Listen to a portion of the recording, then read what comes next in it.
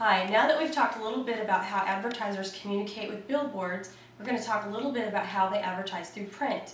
I mean, honestly, as consumers, we can't even go through the line at the grocery store without seeing all kinds of ads on magazines as we're going to the checkout line, or different ads for sales at the store. A couple of different ways that advertisers use to communicate through print are that they'll either try to play with your emotions, or they will use some kind of visual communication. We're going to talk a little bit about how they use your emotions to try to get you to buy stuff. They do this three ways. They do it using trying to create a sense of need, trying to create a sense of urgency, and they'll use gimmicks to try to get you to buy stuff.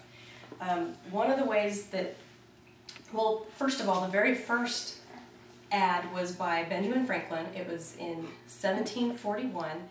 It was plain text. There was nothing. It was just plain text, and he printed a pamphlet, and it said that it was advertising the new Franklin stove, and it said that every household needed one. He was trying to create a sense of need for people to need these new stoves. And if you want more information about that, you can read about it at ushistory.org. Here's another ad, and this one's from the library.duke.edu, and this is also another ad that talks about need. It says, "Beware the little flaws that make one homely." Now, who wants to be homely? Nobody. Nobody wants to be homely. And it makes you feel like you need this product. It's for Pond's cold cream and vanishing cream. And it has this little story here, and it talks about if you leave the house, don't even leave the house without this cream, or your skin is just going to chafe right off your face. And it makes you feel like you just have to have it. Another example that creates a sense of need is this 1920s ad, also from the library.duke.edu. It talks about her exquisite blouses, the most careful laundering there is. And it's a little story about this lady that goes out in her fine silk, China silk blouse, and she's out all day in bad weather, not a care in the world, because she has Lux laundry soap to launder her delicates. And who doesn't have delicates? So if you have delicates, you have to have Lux soap to get it all clean from the day, worry-free. Something else advertisers like to do is create a sense of urgency, that you have to buy it right now. Here's another example of an older ad, also from the Duke Library. It's a 1920s Ford ad, and it says Ford prices reduced, and then at the bottom in little writing it says all cars equipped with electronic starter, now booking orders at the new prices. Place your order immediately to avoid disappointment. Immediately, it says. It makes you think that if you don't hurry up and buy your truck right now, you're not going to get one. Other words they might use are hurry down today, 2-day only sale, while supplies last. It's just wording and things that they try to create this sense of urgency that you have to buy it right now. Trying to get you to buy things you might not even need because you're going to buy it on impulse because you feel like you have to buy it right now.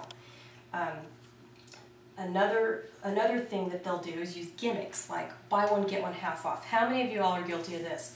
You go in the grocery store, you're walking around, you see an ad for a ham.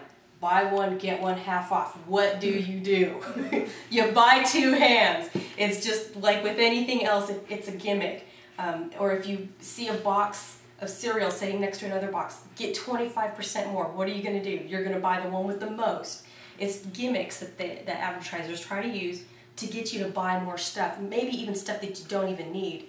And another thing that advertisers use is that they use imagery, color, and position. One of the first advertisers to use imagery was Thomas Barat, and he married into the Pears soap family, and he was the very first person to think of using imagery selling his product. He thought that if he used an image of innocent, cherubim, angelic-looking children, it would better to sell his soap and give this image of cleanliness. And he was also known as the father of advertising. He was the very first person to do this. And it never fails, you'll see ads that have happy people, beautiful people, great flowing hair people. There's ads with people covering their mouth, and it'll be an ad about teeth whitener. They have to cover their mouth because they didn't use the teeth whitener and they're so embarrassed. Imagery is very powerful. It's a very powerful communication tool. Just like in this Olay ad, which is the November 8th edition, November 08 edition of Women's Health, it's got an image of softness. You've got the soft breeze in her hair. She's in a soft balletic pose. She's got the soft silk running through the picture. And then at the bottom it says, throughout your day, target your day with your dry spots with twice the moisturizer. Another gimmick. But if you use this moisturizer, you're going to feel soft, like the softness in this ad. Another thing that advertisers use is color. People often relate colors with moods. You think of red as being angry, yellow happy, blue sad. If you look at this ad, you can see that the background color is very calming, and the color that they use for the ribbon is very feminine and very soft. And the color that she's wearing white. It's a very cleanly kind of color. So they'll use colors. And the last thing that they use is position. How many of you have ever been, you pick up a magazine, you see an ad at the front of an article that you really want to read, so you buy the magazine, you open it up, you start reading the article, turn to the next page, and what do you see? 2-page spread of an ad of some sort advertising. Let's say you're reading a Western magazine. You'll get a 2-page spread over boots, for example.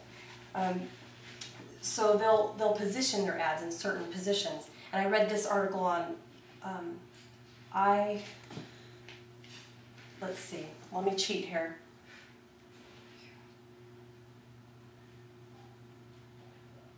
iSaveSmart.com, sorry. iSaveSmart.com is where I read this article, and they talk about how they position ads in certain places so that their audience, or that the consumers will see their ads, will be more likely to see them and buy their product.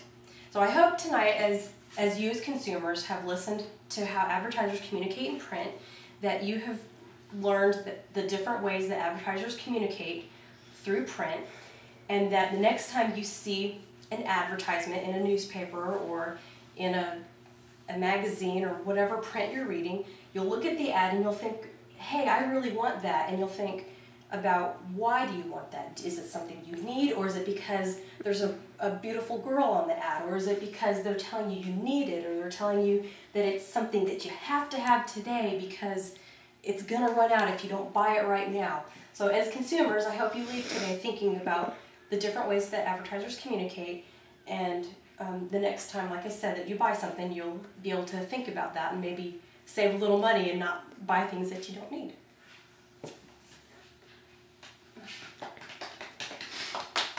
Yeah.